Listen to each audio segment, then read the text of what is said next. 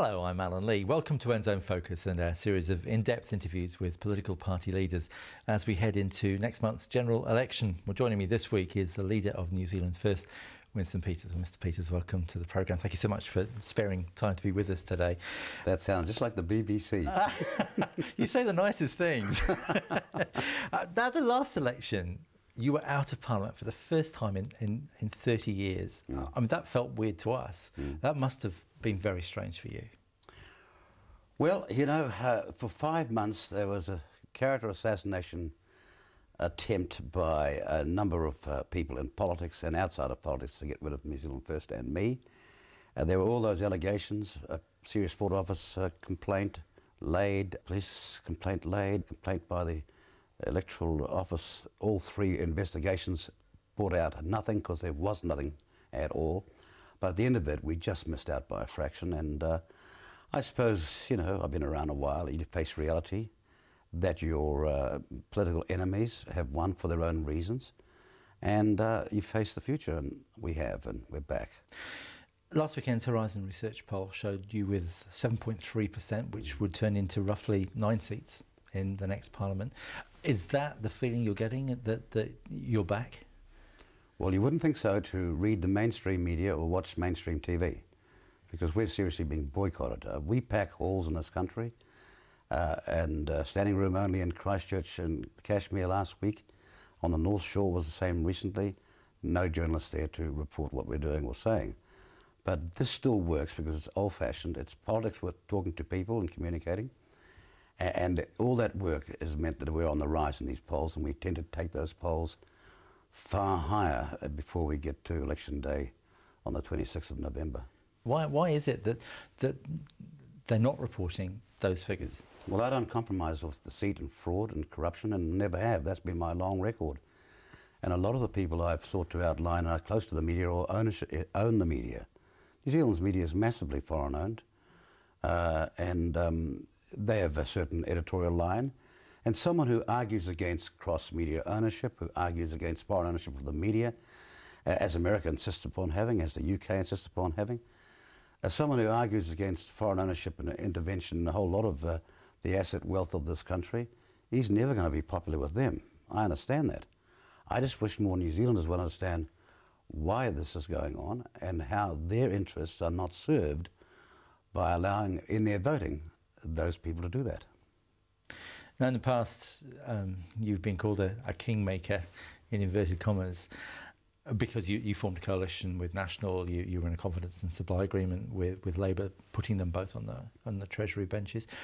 Could you see that happening again? I mean, with 7.3%, that's a possibility, isn't it? Well, we're the only political party that goes into this election not aligned with any other party. All the rest are what you call old parties and Klingons. And they've made up their mind to organise something before the voters even spoken on election day. We have never done that. We've been severely criticised by the media for not doing that. They don't seem to understand it's about democracy until the New Zealand voter has voted and decided who's in Parliament and in what numbers. Nothing of a factual nature can happen. All the rest is speculation. And we've said that we're campaigning on a series of principles on which we were founded, on policies which we believe are integral to New Zealand's long-term good and future. And whatever arrangement can get us to that future is the one we'll look at. But we also say this: if we have to, and if the caucus decides, and the party, we'll sit on the crossbenches and keep the political system honest, which we've done on countless issues which New Zealanders might have forgotten. But the BNZ, the wine box, the Maori loans affair, there's been a stack of things that would have never been brought to light were it not for New Zealand First. That's an important function of politics as well. If you were on the crossbenches, would you be able to have the effect that you want? Because surely it's easier to affect a change from within rather than from without? Yeah, you're right. But sometimes that might be the only option you have. And we don't rule out the options until we've seen all the players. I mean, I'll give you an example. 2005, there it was. The ACT Party, the United Party, the Maori Party, and the National Party all came to me and wanted me and New Zealand First to join in a 5-party coalition which I believed would not last 5 seconds, and second, was filled with massive ideological and political conflicts, and we didn't want to be part of that. So we didn't join any government. We looked at the only option we had, which was a confidence in supply for stability in government. But you can think of it, here we are. That experiment they've tried in 2008, and the Maori Party's collapsed, the ACT Party's finished. That's the price I could see us paying in 2005, and I don't regret it, because it was a caucus and party decision. Mm. You put yourself forward as an alternative on your website. You say, if you don't want to vote National, vote for us. If you don't want to vote Labour, vote for us. Is there a danger that you just become effectively a party for the disaffected? Oh, look, there's nothing wrong with disaffected people finding a place to go to, because they've got a sound reason to be disaffected. If you're one of the people from the 10,000 rotten homes that came about because the National Party changed the building rules so that you lost all your life savings, would you have a right to be disaffected? If I was somebody in Christchurch just lost $200,000 because of an accident of no fault of my own, to be told I've got to find it from somewhere else, I'd be disaffected. If I was looking at the constitutional arrangements, which a committee is looking at right now, that will most certainly, if they're allowed to go ahead, rope the Treaty of Waitangi in as being a constitutional core to our future, which is highly dangerous for this country's long-term unity, I'd be disaffected. So I think disaffection it needs a home, but it needs a home that is rational, sound and sane, and we are certainly that. Let's go through some of the policies that our audience is particularly bothered about. Let's start with the family, which research seems to show that the traditional family unit of a mum and a dad and kids is the most successful way of raising children. What can you do to support the traditional family unit? Well, first of all, that is a fact worldwide. You can go through all manner of cultures on all manner of continents, and that is the enduring feature of those arrangements. But one of the main reasons why it's under challenge now is that, first, economically. We don't run a first world wages regime or incomes regime. So many families are being corroded by having to be supported by the state. That is bad for them psychologically. So we've always believed in a first world wage regime that is far more competitive, like Australia, for example. The effective minimum wage in Australia today, New Zealand dollars, is not $13 an hour, it's $20 an hour.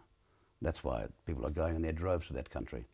Now, the second thing is you've got to have laws that support the family, and you can't have laws that support the family that say a child in trouble need not tell the parent. We'll go and get the parent, we'll make them pay all manner of money, thousands of dollars, but if they want to have any say in some parts of their child's lives, including a school report, they cannot. Now, this is ridiculous. And so New Zealand First has always opposed that sort of stupidity that parades itself as human rights to people who are still growing up and not adult. Those are just two good examples that I would give. But a classic is the anti-smacking legislation, where decent parents who have sought to do right by their children are being attacked when the guilty brutalisers have increased. This is totally counterproductive. We've opposed it, and we say we'll get rid of it and restore a sound law that does not defend brutality and requires the parent to justify what they've done if they've gone way past the mark.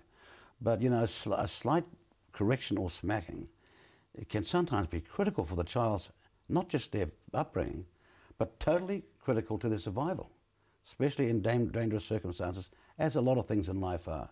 Even walking down the road's a dangerous circumstance.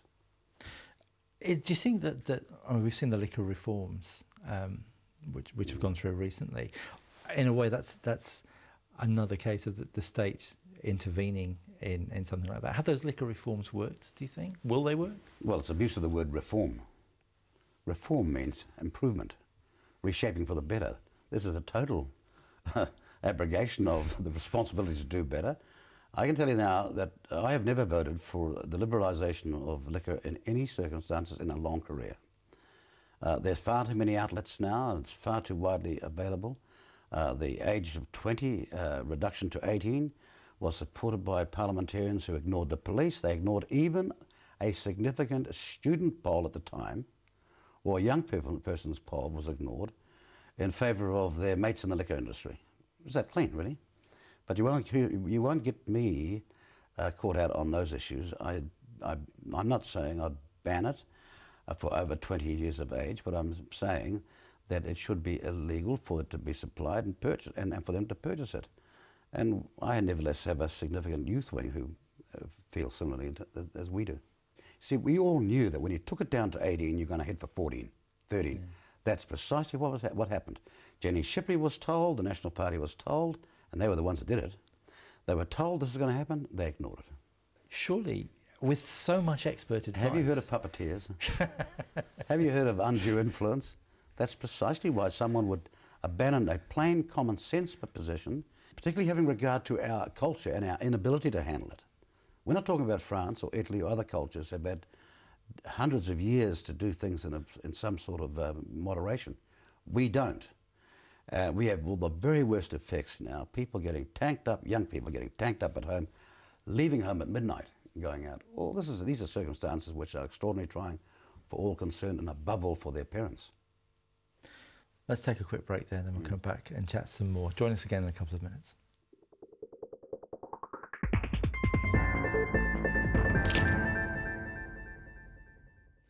Well, welcome back to NZONE Focus and our interview with the New Zealand First Leader, Winston Peters. Let's talk about jobs and young people. We were talking about young people before the break. There is a desperate shortage of jobs for young people. What's the solution? Is there a solution? Well, the first thing you can't do is run a failed economy, and we have seriously run a failed economy for a long time. It takes 3% of GDP alone just to provide work for every young person that leaves school by the natural departure from school at secondary school level. If you're not running at 3% or 2%, and right now we're running at nil, we've hit the wall, then we've got a serious problem, and the first thing we've got to do is change our economic policy to run for an export-led recovery, massively concentrating on exports because that's where our wealth will come to supply work and all sorts of things in this country. Train our young people and skill them up properly for jobs which they are capable of fulfilling. Change their mindset in some cases as well because this is life kicking in really hard now, that's reality. But you've got to give them the ability to familiarise themselves with their obligation and the job and give them a chance to succeed in it. So this idea of just expecting them to learn overnight in a rough, cruel world where skilled, trained, flexible minds are needed is not going to work. They've got to be upskilled and trained for these jobs. And we've got to be running an economy that can employ them, rather than have the Minister for Employment in Australia doing most of the work, because that's what's happening. Which brings us on to student loans. You're talking about matching dollar-for-dollar payments for students paying off their loans. So effectively it would halve the money that they owe the state. You could argue that's throwing good money after bad. That's a fascinating way you put that, and I'm glad you have. I'll tell you what's throwing good money after bad. Putting half of that, that's $6 billion of that, on the books as an asset when you know it will never be paid back. That's a bad debt. Now, even in business, you can't get past an auditor or your accountants by saying that you've got bad debts on your accounts as assets. And how can a government get away with it? I'm saying, now, we'll never get that money back. So if you find half of it from mum, dad, grandfather, anybody you like, we'll redeem the other part for you, but you must work in this country so that we can get the taxes of your work and your labour into the future. That way we'll get a return. Do you support the idea of national standards in schools? Not what we've got now, no. Why? Because it's put in place by the worst Minister of Education this country's ever seen. It's put in place in circumstances where the requirement of staff backup to make it happen is not there. I'm all for the 3 R's and for the fundamentals be taught to every child. And I've argued for years that the teaching profession itself is responsible in many ways, because in my whole political life I've never seen a teacher's protest about uneducated children leaving school. Isn't it fascinating? The one profession that should be protesting at this result has not. And the failure in the Maori world and other parts in this education system is just too big.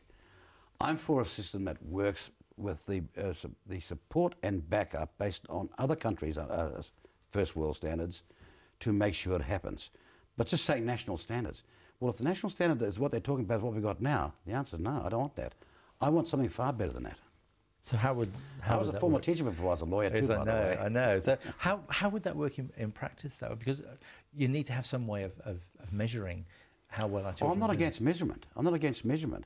But these measurements must be, for a start, they must be fewer, they must be more exact, and they must be more related to real life. I'm not out for all sorts of measurements to take place of an esoteric nature, which is all fancy and fine. But these young human beings, and they are people just like you and I, need the equipment and the qualifications to go forward in whichever way they might like to in the future. They are not, in far too many cases, and far too big a percentage, getting that now. Now look, if you can't get national standards agreed to by the principals and teachers of this country, there's got to be something wrong. I don't think every educator is a left-wing commo against the government. They're not. First, for a start, they're doing a difficult job that most adults cannot do, will not do, and haven't got the patience to do. So let's start a new dialogue here, put our cards on the table, tell the teaching profession what we expect, and ask them to show us what their contribution is prepared to be. But this long, infernal, interminable row between the profession and the minister must stop. The figures that we see as the years go by seem to show a growing gap between the rich in this country and the poor, and it doesn't seem to be getting any better. Is that your perception of the way it is? And if so, where do we go forward? That's not my perception. That's what I forecast when I first saw the face of Rogernomics in 1984. And I said so at the time. I didn't believe that they would carry on this experiment because I was in the National Party and soon be a front bench member of the National Party. And instead of turning back these policies, they continue at twice the speed in some areas and down the same path despite their election pledges. Look, this is the biggest gap since 1929. The biggest gap between the rich and the poor in 80 years. Now, there's a lot of reasons for that. One of them is that with the fall of communism and the Iron Curtain, the West no longer had to constantly prove how better it was from communism, with decent social welfare delivery, education and health. And so instead of using this as an enormous opportunity in a less dangerous world to carry on expending money in the investment in human capital, they went off and in many cases corruptly usurped the spare income for the few and the very few. They've disgraced capitalism, which is still the best doctrine for the running of the economic affairs of mankind. And at the same time, they almost brought the Western economies and indeed the world economy to the brink. In some ways, in the way that that the welfare state has lost its integrity as well. These are the two defining serious challenges to our generation right now in 2011. To restore the integrity of the welfare state, and there's many ways we can do that, and to restore the efficacy of capitalism with a human face, which it has far too often in recent cases not had. If you don't understand what is required in the leadership of a nation and the innate beliefs that go with being a New Zealander, as I'm sure is not understood now, then our demise in this world is certain, and it is a slide that we're on. Facts are facts here. Let's talk about free trade agreements then, because that would appear to be another side to that entire business movement. I mean, we see the Trans-Pacific Partnership. Yes. I can see you smiling now. The Trans-Pacific Partnership, which looks like it would like to close down Pharmac because it would affect the sales of drugs in this country. You've got the... No, it doesn't affect the sales. They get the monopoly pricing and provisioning of drugs into this country. That's why they want that going. So it's a free trade agreement. Is it a good thing or a bad thing? Because we've all been told, free trade agreements are good, and yet that would appear to be bad. Has free trade with, for example, Singapore or Thailand been to our advantage or theirs? What's been to their advantage? Australia has not got a free trade agreement with China. Its trade with China has been greater in the last few years than ours, and we've got a free trade agreement. So how would we have advantaged ourselves by getting this free trade agreement against the experience from Australia? How does it benefit a country to have a free trade agreement with an economy that can get 18 workers to our one, if it does not just drag down our wage structures? Now look, I tell you what, who hasn't got a free trade agreement? Norway. Where are they? Top of the world. I tell you who's not near you. Norway and Switzerland. Where are they? They're on the top of the world. Singapore is the kind of country that I've watched with Norway, who have been smart about savings, about exports. Our position in New Zealand has been free trade agreements with first world economies, yes. Be ultra careful when it comes to third world economies and low wage structures, because it could very likely drag you down. And the other impact will be, of course, it'll do away with your manufacturing base, and dramatically that's happening in New Zealand today. Sad, that's really dreadfully sad. The other side of the thing is, it has always been a Trojan horse for foreign capital not to invest in a country, but to take over the assets of a country. And there's a massive difference between foreign investment and corporate raids from abroad. Sadly, that's not understood in New Zealand politics by the behaviour of the two major parties. Just to sum up, if elected, what would you bring to Parliament? Well, I'm not expecting anybody to wait around while Winston Peters learns on the job. His team will hit the ground running. We've got experience. We've been around longer than most. I've been a former Deputy Prime Minister, a former Treasurer, ran the economy of this country when everything was in surplus, I might add. No debt, paying off debt rather, that is.